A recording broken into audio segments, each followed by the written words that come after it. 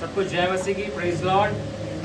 प्रभु का हम धन्यवाद करते हैं सब बातों के। परमेश्वर ने अपने अनुग्रह के द्वारा हम सबको संभाला है। और आज के वचन के लिए जो है आप मेरे साथ जो है निकाल सकते हैं। प्रभु के वचन से हम आज एक नए विषय को हम देखेंगे। और बीते 2-3 हफ्तों से जो हमने एक विषय को देखा था, और मैं आशा रखता हूं कि आप सबको उसके द्वारा आशीष मिली होगी। और आज जो है हम एक नए विषय को हम देखेंगे, एक नए टॉपिक के ऊपर हम जाएंगे। और आखिरी जो गीत हमने गाया था वो गीत ये था कि परमेश्वर तू हमें छू, पवित्र आत्मा तू हमें छू, यीशु तू हमें छू, हमारे विचारों को तू छू, हमारे ख्यालों को तू छू, हमारी सोच को तू छू। क्यों? क्योंकि उसके छूने के द्वारा क्या होगा, हम यीशु के समानता में आगे बढ़ेंगे। उसकी सोच हमारी सोच बन जाएगी, उसका देखने का नजरिया हमारे देखने का नजरिया बन जाएगा। और आज का टॉपिक भी यही है, परमेश्वर के वचन से हम निकालेंगे। कोई भी निकाले लूका की इंजील उसका 9वां अध्याय और उसका 49 और 50 पद हम पढ़ेंगे। लूका की इंजील उसका 9वां अध्याय, गॉस्पेल ऑफ लूक चैप्टर 9 हम निकालेंगे। और उसका हम निकालेंगे 49 और 50 पद हम पढ़ेंगे। तब यहोवा ने कहा, हे स्वामी, हमने एक मनुष्य को तेरे नाम से दुष्ट आत्मा को निकालते देखा, और हमने उसे मना किया क्योंकि वे हमारे साथ होकर तेरे पीछे नहीं हो लेता। यीशु ने उससे कहा, उसे मना मत करो, क्योंकि जो तुम्हारे विरोध में नहीं वे तुम्हारी ओर है। अब यहाँ पर हम एक विषय को देखेंगे, और आज का जो टॉपिक है वो ये है attitude of Jesus. Attitude of Jesus. और इसमें हम 3 बातों को कवर करेंगे कि यीशु मसीह का जो नजरिया था, यीशु मसीह की जो सोच थी वो कैसी थी। आज संसार में बहुत सारे लोग सेवा कर रहे हैं। अगर मैं बात करूं जयपुर की, तो जयपुर में ही बहुत सारी कलीसिया जो हैं आज परमेश्वर ने स्थापित करी हैं। मैं संसार की बात नहीं कर रहा, मैं केवल जयपुर की ही बात कर रहा हूं। जयपुर में ही इतने लोग सेवा कर रहे हैं, अलग अलग रीति से सेवा कर रहे हैं। राजस्थान के अंदर बहुत सारे लोग सेवा कर रहे हैं, भारत देश के अंदर बहुत सारे लोग सेवा कर रहे हैं, अलग अलग राज्यों में परमेश्वर के लोग, पूरे विश्व भर में परमेश्वर के लोग जो है सेवा कर रहे हैं। और यहाँ पर भी हम एक यीशु मसीह के स्वभाव को, यीशु मसीह के नजरिए को देखेंगे जो परमेश्वर के वचन में पाई जाती है। पहला जो बिंदु जो हम करेंगे यीशु मसीह के नजरिए में वो ये है attitude of Jesus in different ministry. Yeshu Masih का नजरिया अलग अलग लोगों की सेवकाई में कैसा था, और ऐसा ही हमारा भी नजरिया होना चाहिए। क्योंकि कई बार जो होता है, हम जो है लोगों को अपने रीति से या अपने ख्यालों से अपने तराजू में तोलने लग जाते हैं। यार वो तो ऐसे सेवा कर रहा है, वो तो ऐसे प्रचार कर रहा है, अरे उसका पहनावा तो देखो, उसका रहन सहन तो देखो। मगर यीशु मसीह का नजरिया कैसा था? क्या बोल रहे हैं यीशु मसीह 49 पद में 9वें अध्याय के? तब यीशु ने कहा, हे स्वामी, हमने एक मनुष्य को तेरे नाम से दुष्टात्मा को निकालते देखा। अब क्या बोल रहे हैं? यीशु मसीह के चेले आए और चेले क्या बोल रहे हैं? यीशु मसीह, क्या तू जानता है, क्या तूने देखा कि हमने जो है एक व्यक्ति को तेरे नाम से क्या है निकालते देखा? दुष्ट आत्माओं को निकालते हुए देखा। ये तो बहुत ही अद्भुत बात हमने देखी कि ना केवल तू निकाल रहा है, ना केवल हम तेरे साथ इन बातों को कर रहे हैं, मगर एक और जन है जो हमारी टीम में शामिल नहीं है, मगर वो भी क्या कर रहा है? दुष्ट आत्मा को क्या है? निकाल रहा है। अब यीशु मसीह के पास वो चेले आए तो वो क्या बोलते हैं कि हम उसके पास तो गए, हमने उससे बातचीत करी, अरे हमारी टीम में शामिल हो जा, हमारे साथ चल, हम सब मिलकर परमेश्वर की सेवा करेंगे। मगर वो क्या बोलता है? मैं तुम्हारे साथ नहीं आऊंगा। एक बार फिर से मैं पढ़ देता हूं, ध्यान से सुनिएगा। हे स्वामी, हमने एक मनुष्य को तेरे नाम से दुष्ट आत्माओं को निकालते देखा, और हमने उसे मना किया क्योंकि वे हमारे साथ होकर तेरे पीछे नहीं हो लेता। हमने उसे मना भी कर दिया कि तुझे यीशु के नाम से दुष्ट आत्मा को निकालने का अधिकार नहीं है। अगर तू हमारे साथ नहीं हो रहा, अगर तू हमारे साथ मिनिस्ट्री में हमारे साथ नहीं चल रहा, हमारे अम्ब्रेला यानी कि हमारी मिनिस्ट्री के नाम के नीचे तू नहीं आ रहा, तो तुझे सेवा करने की कोई जरूरत नहीं है। ये विचारधारा कई बार हमारे अंदर आ जाती है, या बहुत सारे सेवकों के अंदर आ जाती है, या बहुत सारे लोगों के अंदर आ जाती है। यार हम ही सही हैं, बाकी सब गलत हैं। हमारी ऑर्गेनाइजेशन, हमारी डिनोमिनेशन सही है, बाकी सब क्या है? गलत है। जो हमारे साथ है वो सही है, और जो हमारे साथ नहीं है वो क्या है? गलत है। और उन लोगों ने यीशु मसीह को आके बोला, हमने उसे मना किया, तुझे कोई जरूरत नहीं है कि हमारे प्रभु यीशु मसीह के नाम से तू दुष्ट आत्मा को निकाल, हमारे प्रभु यीशु मसीह के नाम से। तो यीशु मसीह ने क्या रिप्लाई दिया? बहुत इंपॉर्टेंट रिप्लाई है। यीशु ने उनसे कहा, उसे मना मत करो, क्योंकि जो तुम्हारे विरोध में नहीं वे तुम्हारी और है। उसे मना करने की जरूरत नहीं है, तुम्हें उसे डराने की जरूरत नहीं है, तुम्हें उसे धमकाने की जरूरत नहीं है, तुम्हें उसे बैकबाइट करने की जरूरत नहीं है, तुम्हें इस बात को उसे डिस्करेज करने की कोई अधिकार तुम्हारे पास नहीं है कि वो तुम्हारे साथ नहीं हो रहा तो इसका मतलब नहीं ये नहीं है कि तुम उसे सेवा करने से भी रोक दोगे। तुम्हारे पास कोई राइट नहीं है, और वो राइट यीशु मसीह ने के पास है, परम प्रधान परमेश्वर पिता के पास है, पवित्र आत्मा के पास है, कि वो लोगों को चुनता है, वो सेवा देता है, और वो सेवा करने के लिए अपनी अनॉइंटिंग को भी देता है, वो अधिकार देता है। वे सब कुछ परमेश्वर के अधीन है, हमारे नहीं है कि हम किसी को मना करें या किसी को रोकें। कई बार हम इतने सिस्टम में घुस जाते हैं, ऐसी विचारधाराओं से ग्रसित हो जाते हैं कि यार उसने तो बाइबल ट्रेनिंग नहीं ली, उसको क्या अधिकार है प्रचार करने का, उसका तो ऑर्डिनेशन नहीं हुआ, उसके पास क्या राइट है परमेश्वर के सम्मुख खड़े होके पुलपिट से प्रचार करने का? उसके पास तो कोई राइट ही नहीं है, वो क्यों ऐसा कर रहा है? और जहां से हम आए हैं, मैंने भी इस चीज को अपने जीवन में देखा है, और कुछ लोगों के जीवनों में भी देखा, ये अनुभव के आधार में मैं प्रचार कर रहा हूं कि कई बार लोग डिस्टिंग्विश करने लग जाते थे, ये ट्रेन्ड पास्टर है और ये अनट्रेन्ड पास्टर है, ये ट्रेन्ड पास्टर है और ये अनट्रेन्ड पास्टर है। और मैं अनट्रेन्ड पास्टर की श्रेणी में आता था, क्योंकि मैं भी बाइबल कॉलेज नहीं गया, मेरी इच्छा बहुत थी। मगर यीशु मसीह का नजरिया कैसा है?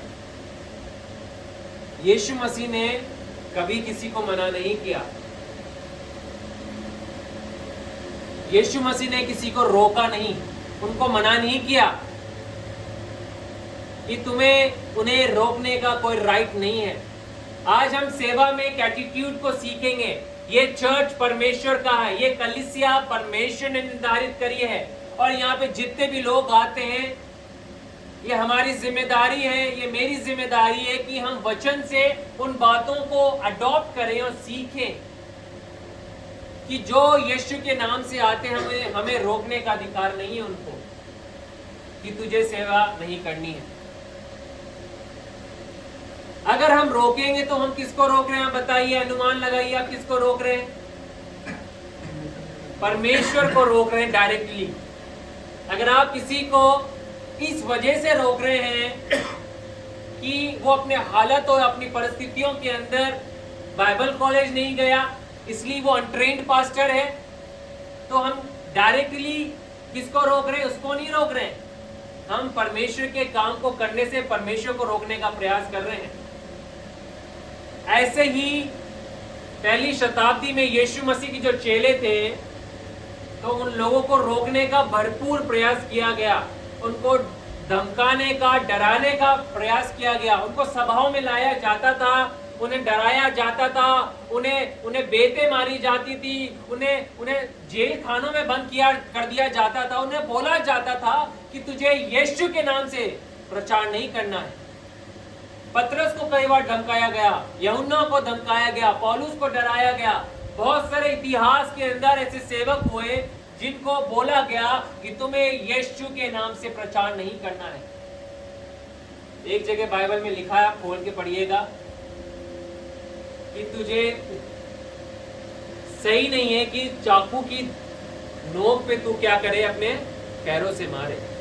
जब तू चाकू की नोक पे पैर से मारेगा तो लगेगी किसको? तेरे को ही लगेगी।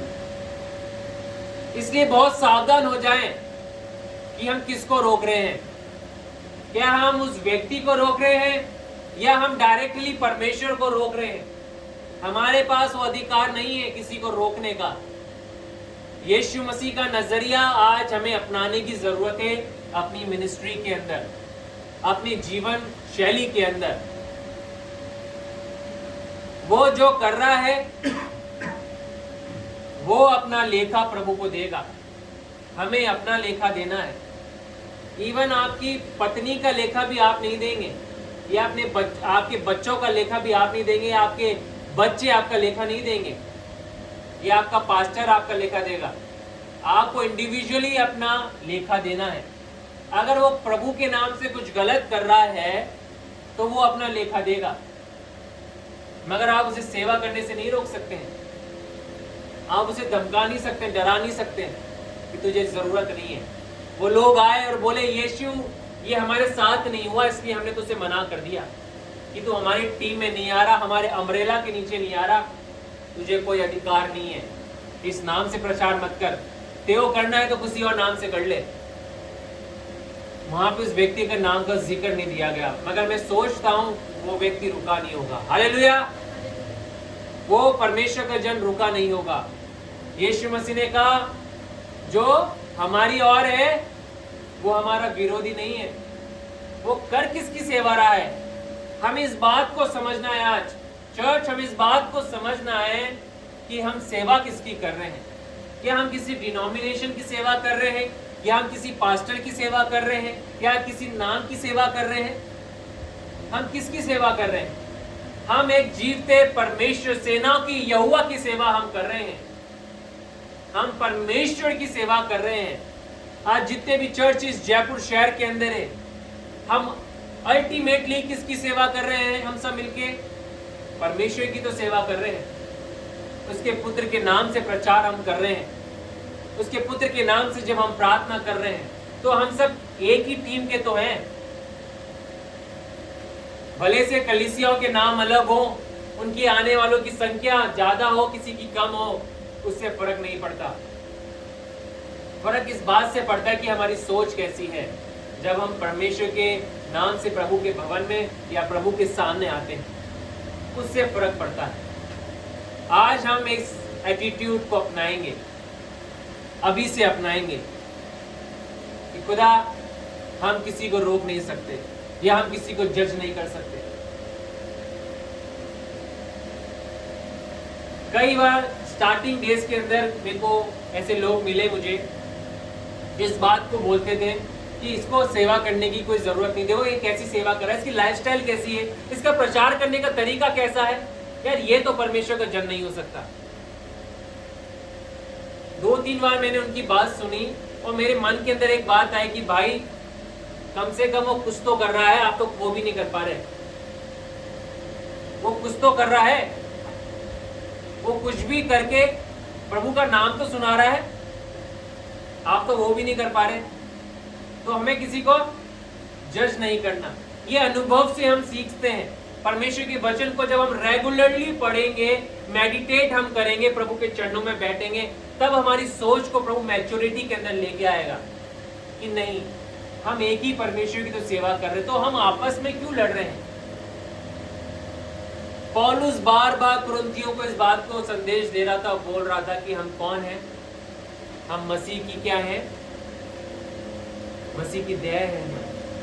We are the body of Christ। मैं कई बार इस वर्ड को यूज करता हूँ, We are the body of Christ। हम मसीह की एक देह हैं। तो ये देह आपस में क्यों लड़ रही है?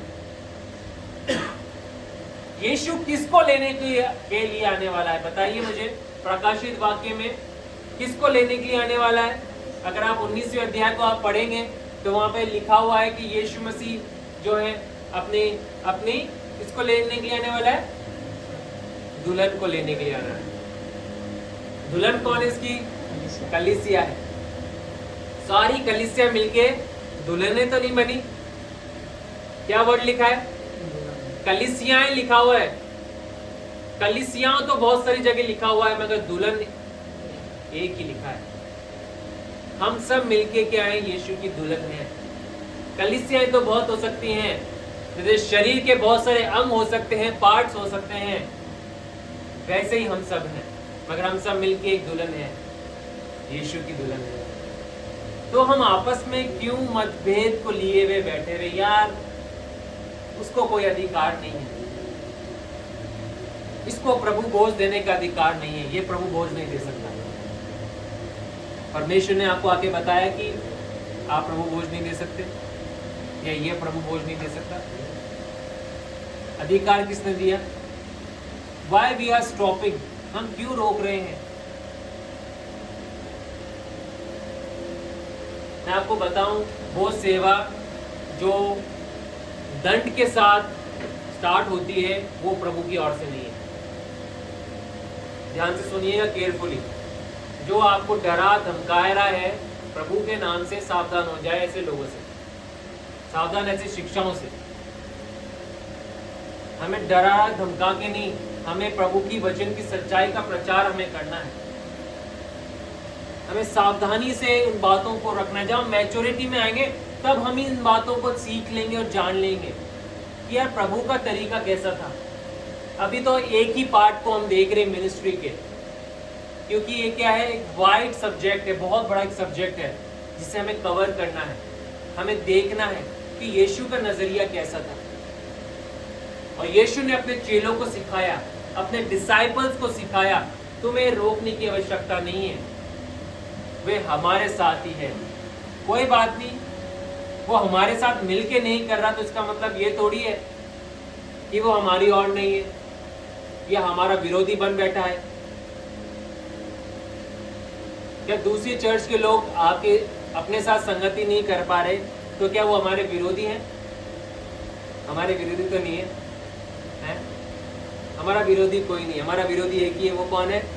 शैतान ही है। बस उसकी वो शक्तियां जो आकाश में है वो है, उनसे हमें लड़ना है, हमें आपस में नहीं लड़ना है। तो इस सोच को हमारे जीवन से हटाना है और वो एटीट्यूड जो यीशु मसीह का था उसे क्या है? अपनाना है। क्या एटीट्यूड है यीशु मसीह का? कि हमें किसी को मना नहीं करना। कई बार एक व्यक्ति, जब मैं एक उदाहरण और देता हूं, कई बार एक व्यक्ति उड़ाव पुत्र के जीवन से हम ले सकते हैं। आपको पता है उड़ाव पुत्र के अंदर एक स्टोरी मैंने कई बार पढ़ी लूका की इंजील के अंदर, और जब कई बार मैंने पढ़ी तो बहुत समय बाद मैं इस बात को समझ पाया, जो असली उड़ाव पुत्र जो था, कह सकता हूं मैं, वो उसका बड़ा बेटा ही था, जो बाप के साथ रहकर भी बाप को नहीं पहचान पाया। सोचा आपने कभी? छोटे बेटे ने गलती करी, पाप किया, वो दूर हो गया, मगर दूर जाने के बाद क्या उसने रियलाइज किया और वो पिता के प्रेम और पिता की बातों को उसने जाना, वैल्यूज को जाना। मगर जब वो आया घर के अंदर वापस से, उसके बाप ने उसे गले लगा लिया और एक बड़ी ऑर्गेनाइज्ड वे में पार्टी को बनाया, सेलिब्रेट किया, तो उसका बड़ा बेटे जब रास्ते में आ रहा था तो उसने शोर शराबे को सुन के क्या बोला? अरे ये क्या हो रहा है मेरे घर में? कुछ लोगों ने क्या बोला? तेरा छोटा भाई अब लौट आया है, उसी का जश्न ये हो रहा है, उसी का आनंद बनाया जा रहा है। तो वो क्या करता है? मायूस होके, गुस्सा होके क्या करता है? बैठ जाता है। अरे यार ये क्यों आ गया? अपना तो ले गया हिस्सा है और उड़ा दिया, अब वापस से आ गया है, ये आए क्यों है? और वो मायूस होके बैठा है, मगर बाप जाता है उसको मनाने। ऐसे ही जब वो लोग जो परमेश्वर से दूर हो गए थे जब दोबारा आते हैं ना, तो कलीसिया में जो लोग पुराने बैठे हुए होते हैं ना, वो बोलते हैं अरे यार ये तो ये करके करा हुआ है, इसके जीवन में ये तो कमी थी, ये क्यों आ गया, इसको किसने अधिकार दिया। जब बाप ने एक्सेप्ट कर लिया तो आप कौन है, मैं कौन हूँ। हमारे जीवन की कोई भी कमी क्यों ना हो, अगर जब हम पश्चाताप करते हैं, पूर्ण रीति से मन को फिराते हैं, तो वी हैव नो राइट्स, हमारे पास कोई अधिकार नहीं है उसके ऊपर पॉइंट आउट करने का। कोई अधिकार हमारे पास क्या है, नहीं है। दूसरा पॉइंट हम देखेंगे, देखिए कोई भी निकाले यूहन्ना की इंजील उसका 8वां अध्याय 1 से लेके 12 पद को कोई भी पढ़े। दूसरी बात को हम यहाँ पर कवर करेंगे जो इसी से मिलती जुलती है। यूहन्ना की इंजील gospel of John chapter 8 verses from 1 to 12।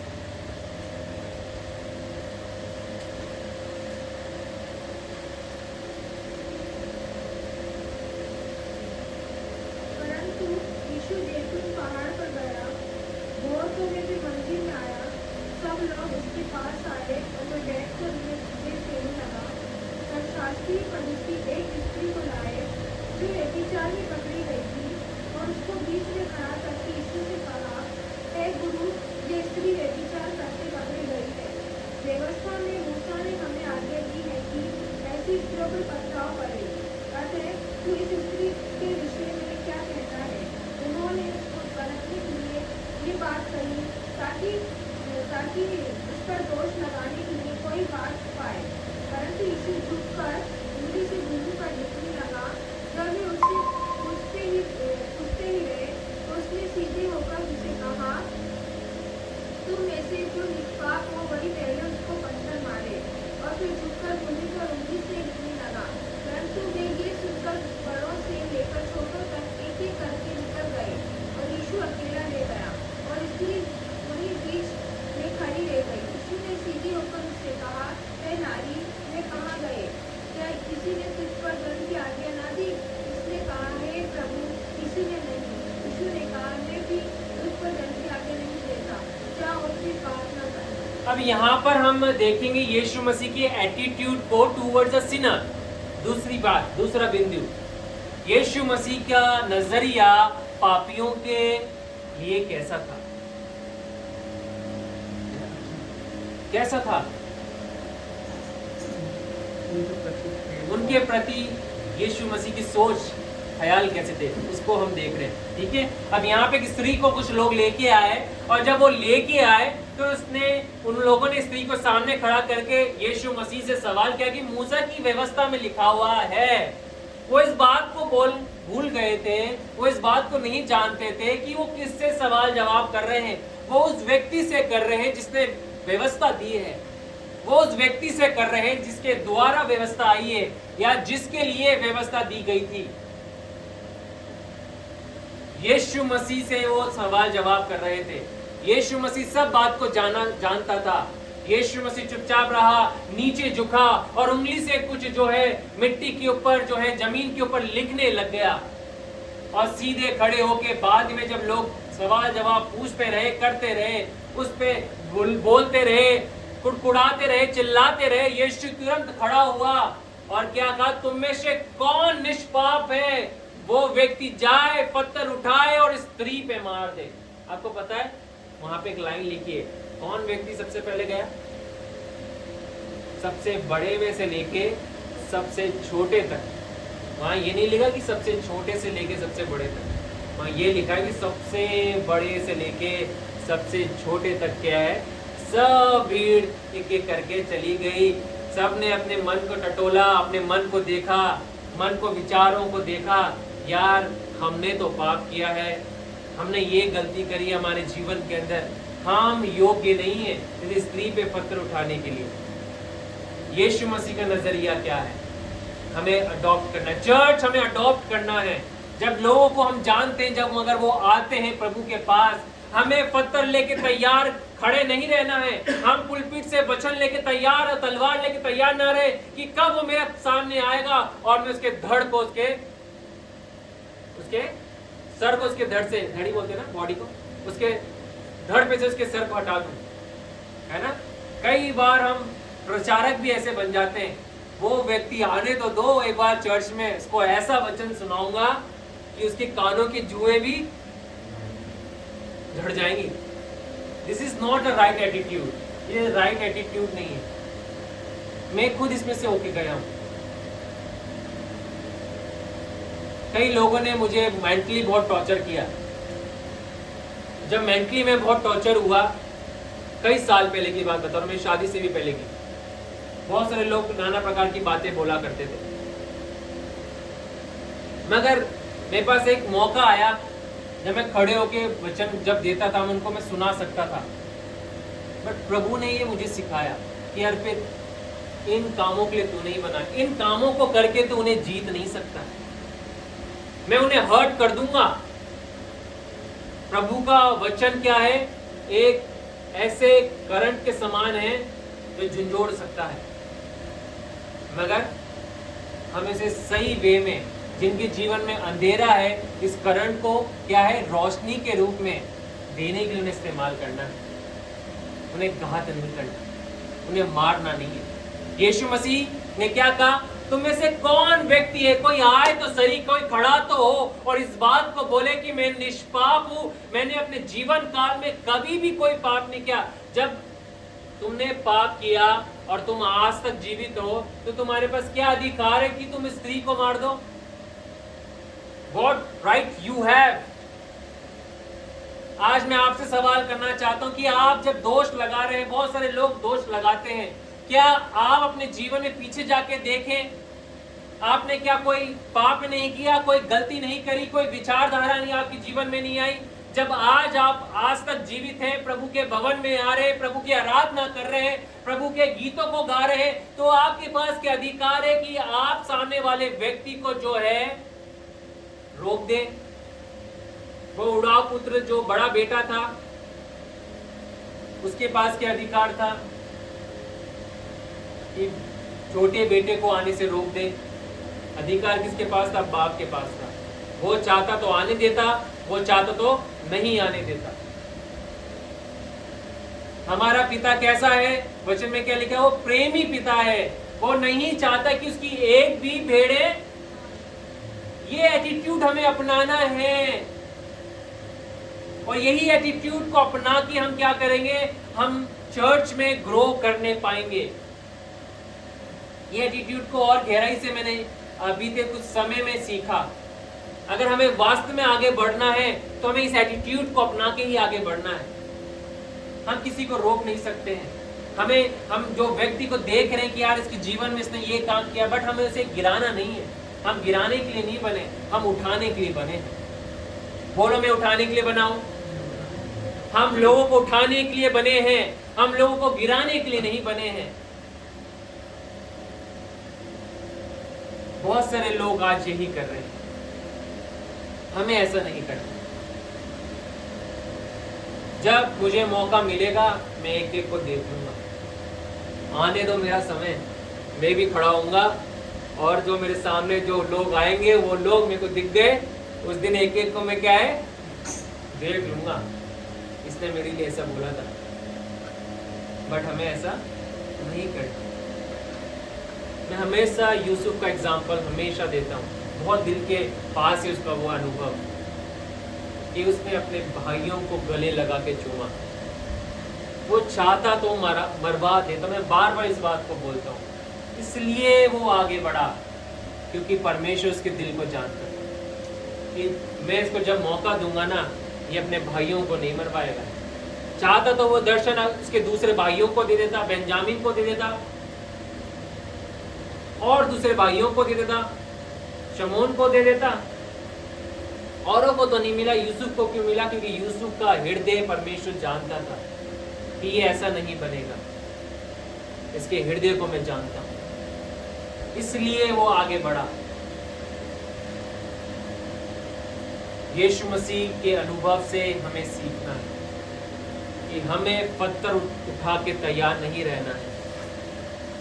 यीशु मसीह ने क्या कहा उस स्त्री को कि किसने तुझे मारा? उस स्त्री ने क्या बोला? किसी ने नहीं मारा प्रभु। हर एक कोई उसी कैटेगरी में है। आपको बताऊं, पाप पाप है, पाप की कोई कैटेगरी नहीं होती है। Sin for is equal to sin, बस यही है बाइबल की डेफिनेशन। वचन में कोई ग्रेड्स नहीं है सिन की। पाप परमेश्वर की नजर में पाप ही है। और स्त्री को परमेश्वर ने कहा कि जा, अब से तू मत क्या मत करना, पाप मत करना। हमें सिखाना है, प्यार से हमें सिखाना है। हमें प्यार से क्या है, प्रभु के वचनों को लोगों को देना है, मारना नहीं। हमें ऐसा नहीं बनना। कई बार कई लोगों ने, मैं एक जगह चर्च जाता था, बहुत साल पहले की बात है, almost I think so 13-14 years back.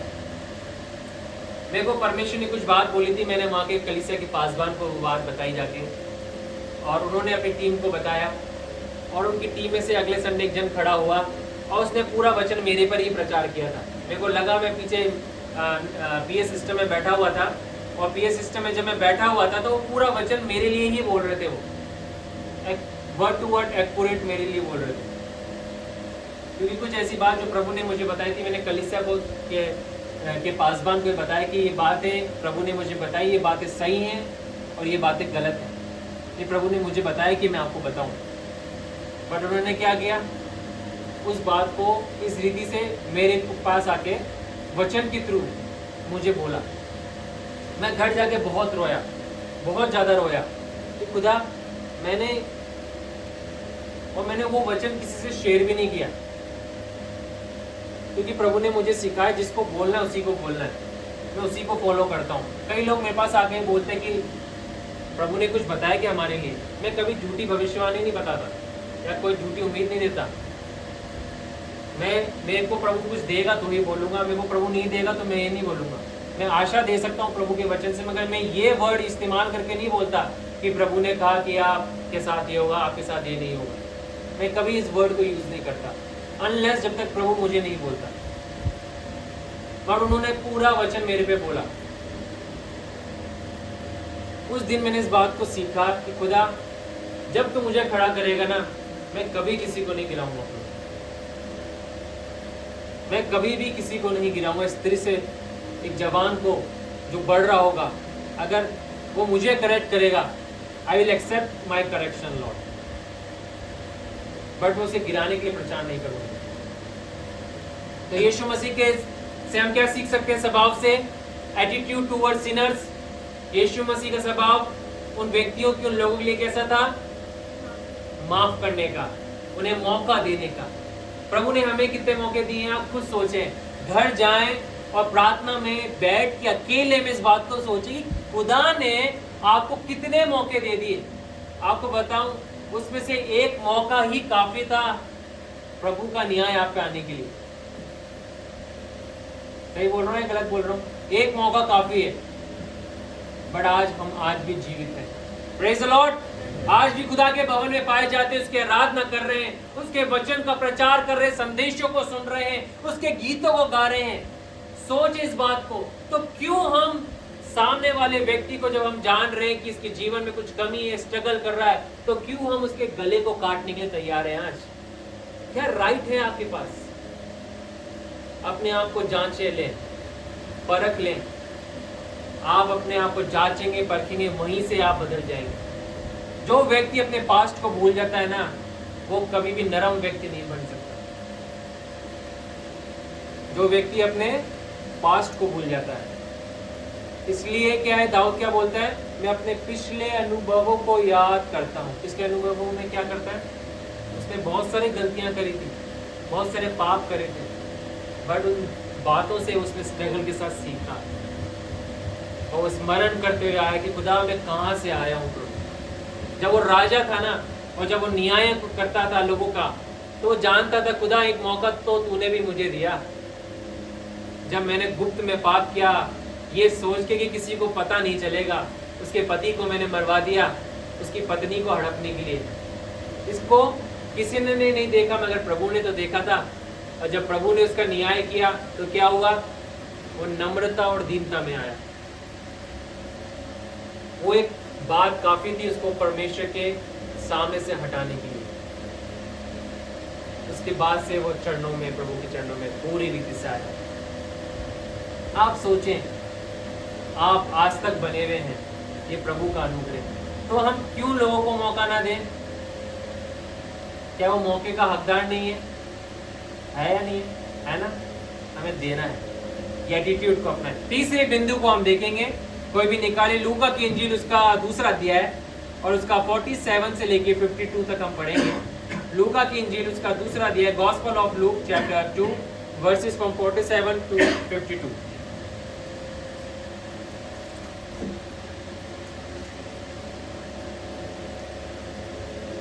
हाँ जी, पढ़े। दूसरे का 47 से 52 तक।